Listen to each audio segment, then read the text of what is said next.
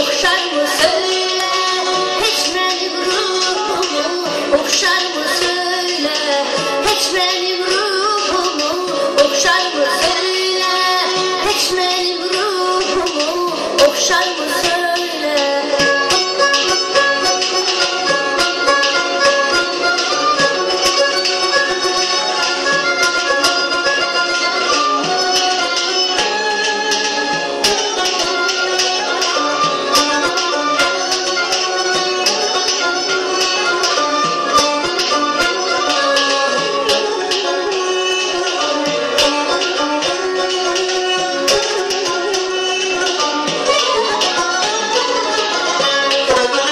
Seninle bağlayıp melekli peyman, dedim gitmediğimiz olmasın hicran.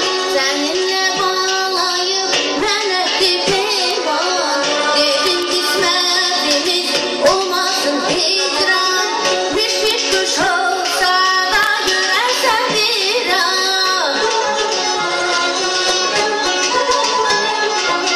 müşrik kuş olsa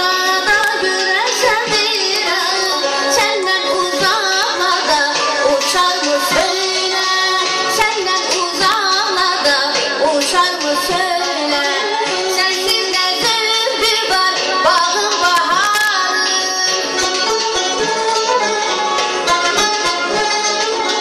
Açan çiçeklerin uçan kuşları, sensiz cennet olsa kainat yarı.